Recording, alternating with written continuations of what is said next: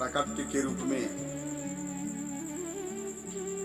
संदेश देना चाहता हूं कि जब जब पृथ्वी पे भार समाहित हुआ है, किसी के ऊपर अत्याचार हुआ है, तो प्रभु का प्राकट्य हुआ है। यह सत्य है। विप्रधेनु सूर्य संतहिता, विप्रधेनु सूर्य संतहिता, लिन्ह मनुज अवतार, निज इच्छा निर्मित तनु, माया धूम गोपाल। विप्र ब्राह्मण, धेनु गाय, सूर्य देवता, संत के हित के लिए प्रभु ने अवतार लिया है। समस्त देवताओं तथा भूमियों की मधुर वचनों से आदेश तथा संतावना देने के पश्चात समस्त प्रजापतियों के पिता ब्रह्मा जी अपने धाम ब्रह्मलोक को चले गए। यदुवंश का नायक, यदुवंश का नायक राजा सूरसेन, जो कि मथुरा प्रदेश है, जिसमें मथुरा नगर आता है, तथा सदा ही सूरसेन नामक जनपद पर जिसका नाम उन्हीं के नाम पर रखा गया था, शासन कर रहा था। राजा सूरसेन के शासन कारण मथुरा नगरी समस्त जदू राजाओं की राजधानी बन गई, समस्त राजधानी बन गई। इसलिए मथुरा राजधानी बनी क्योंकि जदुओं का परिवार अत्यंत पवित्र था। वे जानते थे कि मथुरा ही ऐसा स्थान है जहां द्वारिका के ही समान श्री कृष्ण जाने के वास्ते। एक बार सूरसेन के पुत्र वसुदेव देवकी को ब्याह कर अपनी नवपरिणीता पत्नी के साथ रथ पर चढ़कर अपने घर जा रहे थे। देवकी के पिता देवक ने प्रचुर दहेज दिया था, प्रचुर दहेज दिया था, क्योंकि वह अपनी पुत्री को अत्यधिक चाहता था। उसने सैकड़ों रथ दिए थे जो पूर्णतया स्वर्ण खंडित थे, स्वर्ण मंडित थे। उस समय उग्रसेन का पुत्र कंस अपनी बहन देवकी को प्रसन्न करने के लिए वसुदेव को रथ के घोड़ों की राज स्वेच्छा से अपने हाथ में लेकर हाँकने लगा। हमारे यहाँ वैदिक सभ्यता के अनुसार जब कोई अपने बहन का ब्याह करता है तो उसका भाई अपनी बहन को बहनोई के साथ उस डोली को अपने बहन के घर तक पहुंचा जाता है। देवक ने जो पूरा दहेज दिया था वह इस प्रकार था: स्वर्ण हारों से मंडित 400 हाथी, 400 हाथी, 15,000 सुसज्जित घोड़े तथा 1800 रथ, 1800 रथ। उसने अपनी पुत्री के साथ जाने के लिए 200 सुंदर बालिकाएं, 200 सुंदर बालिकाएं ये भेजने की व्यवस्था की थी। क्षत्रियों की विवाह प्रणाली जो भारत में अभी प्रचलित है बताती है कि जब क्षत्रियों का विवाह हो तो दुल्हन के अतिरिक्त उसकी कुछ दर्जन तरुण सहेलियां भी राजा के घर जाए। राजा की अनुचरी दासी कहलाती है, किंतु वास्तव में रानी की सहेलियों की तरह कार्य करती है। यह प्रथा अनादि काल से चला आ रहा है। इस प्रकार वसुदेव अपनी पत्नी देवकी के साथ 200 सुंदर कन्याएं भी लेते आए। 200 सुंदर कन्याएं वसुदेव जी ही लेते आए।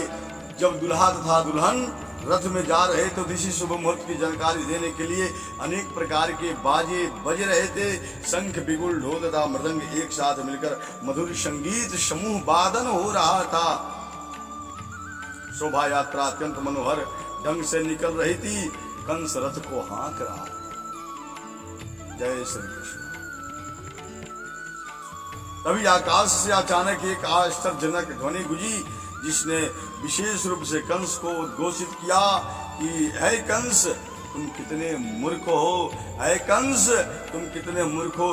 तुम अपनी बहन तथा बहनोई को लेकर के तो जा रहे हो, किंतु तुम यह नहीं जान रहे हो कि तुम्हारी इसी बहन का 8वां संतान तुम्हारा वध। कंस भोजवंशी उग्रसेन का पुत्र था। कहा जाता है कि कंस समस्त भोजवंशी राजाओं में से सर्वाधिक आसुरी था। आकाशवाणी सुनते ही उसने देवकी के केश पकड़ लिया, देवकी के केश को पकड़ लिया और अपनी तलवार से मारना चाहा। वसुदेव को कंस के इस दुर्व्यवहार पर आश्चर्य हुआ, अतः वह अपने क्रूर निर्लज साले को शांत करने के उद्देश्य अत्यंत तर्क तथा प्रमाण सहित इस प्रकार बोले, हे मेरे प्रिय साले कंस, तुम भोजवंश के सर्वाधिक प्रसिद्ध राजा हो और लोग तुम्हें महानतम योद्धा के नाम से जानते हैं। मृत्यु और जन्म तुम्हारे हाथ में नहीं है। तुम चाहो तो मरो या 100 वर्ष बाद तुम मृत्यु से बच नहीं सकते, तो फिर मृत्यु से इतना क्यों करते हो? कंस ने भगवान वसुदेव जी से कहा।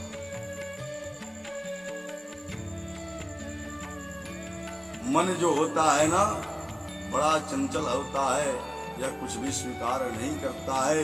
मन की गति को रोक लेना ही भक्ति वैराग्य है, यही वैराग्य है।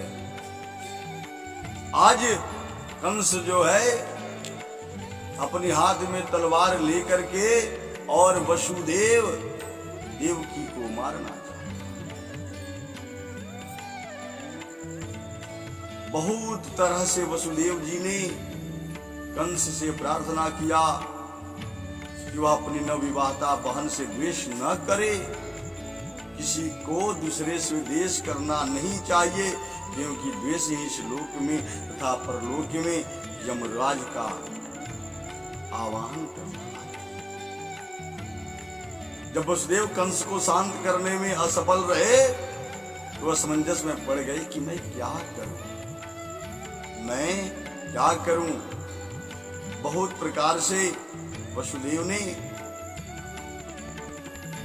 कंस को समझाया। अत्यंत पापी कंस से सम्मान बोले।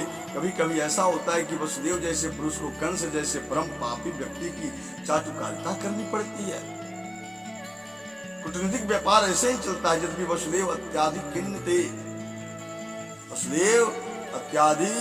खिन्न थे, किंतु ऊपर से वे मुस्कुराने लगे। कंस अति निर्दयी था, इसलिए उन्होंने इस निर्लज को इस प्रकार संबोधित किया, हे मेरे प्रिय कंस, तुम यह मान लो कि तुम्हें अपनी बहन से कोई खतरा नहीं है। तुम्हें खतरे की आशंका इसलिए है क्योंकि तुमने आकाशवाणी सुनी है, किंतु यह खतरा तो तुम्हारी बहन के पुत्रों से आना है।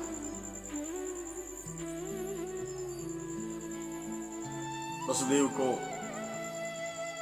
मन में अत्यंत ग्लानि हो रही थी, अत्यंत दुख हो रहा था। वसुदेव जी करे तो क्या करे, उनके समझ में कुछ आ नहीं रहा था। उन्होंने अनेक प्रकार से कंस को समझाया, कंस मानने को तैयार नहीं है। विनाश काले विपरीत बुद्धि। कंस ने कारागार में वसुदेव और देवकी को डाल दिया। तत्पश्चात देवकी के प्रति वर्ष एक संतान हुई। समय आने पर वसुदेव तथा देवकी ने 8 पुत्र तथा कन्या को जन्म दिया। जब पहला पुत्र उत्पन्न हुआ तो वसुदेव अपने वचन के अनुसार उस कंस के पास तुरंत ले आया। और कहा जाता है कि वसुदेव अपने वचन के लिए अत्यंत विख्यात थे और वे अपना यश बनाए रखना चाहते थे। यद्यपि नवजात पुत्र को कंस के हाथों में सौंपना वसुदेव के लिए अत्यंत कष्टप्रद महसूस हो रहा था, और किसको होगा नहीं, यह अपने मन में विचार करें। इस तरह से वसुदेव के व्यवहार से कंस संतुष्ट हो गया। वह यह देखकर आश्चर्यचकित था कि वसुदेव ने अपने वचन का पालन किया है। अतः उन पर दयालु तथा प्रसन्न होकर इस प्रकार बोलने लगा, हे वसुदेव, इस पुत्र को मुझे भेंट करने की कोई आवश्यकता नहीं है। मुझे इस पुत्र से कोई खतरा नहीं है। मैंने सुना है कि तुम्हारा तथा देवकी का 8वां पुत्र मुझे मारेगा, तो मैं इस पुत्र को व्यर्थ क्यों ही मार डालूं? मैं इसे स्वीकार नहीं करूंगा। जब वसुदेव अपने प्रथम पुत्र को लेकर घर लौट रहे थे, यद्यपि वे कंस के व्यवहार से प्रसन्न थे, तथापि उन्होंने स्विश्वास नहीं हो रहा था, क्योंकि वे जानते थे कि कंस किसी के बस में नहीं है। नास्तिक का कोई भरोसा नहीं, वसुदेव जी की अंदर यह भावना थी, वसुदेव जी यह बात को समझ रहे थे। उस समय कंस के पास महर्षि नारद जी आए। उनको जानकारी मिली कि कंस ने वसुदेव पर दयार्द होकर पहले नवजात शिशु को लौटा दिया। नारद अत्याधिक उत्सुक थे कि जितनी जल्दी हो सके भगवान कृष्ण अवतार ले। अतः उन्होंने कंस को सूचित किया कि एक और वृंदावन में नंद महाराज जैसे महापुरुष तथा ग्वाल एवं ग्वालों की पत्नियां और दूसरी तरफ वसुदेव, उनके पिता सूर्य तथा रघुवंशी कृष्ण कुल में उत्पन्न के सारे संबंधी तथा उनके मित्र एवं शुभचिंतक सभी वास्तव में देवता हैं। नारद कंस को आगाह किया, नारद कंस को आगाह किया कि वह उससे सावधान रहे।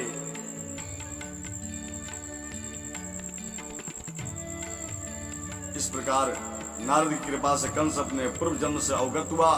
सारा वृतांत नारद जी ने श्रवण कराया। नारद की कृपा से कंस अपने पूर्व जन्म से अवगत हुआ। उसे पता चला कि वह पूर्व जन्म में कालनेमी नामक असुर था, जिसका वध विष्णु द्वारा हुआ था, जिसका वध विष्णु के द्वारा हुआ था।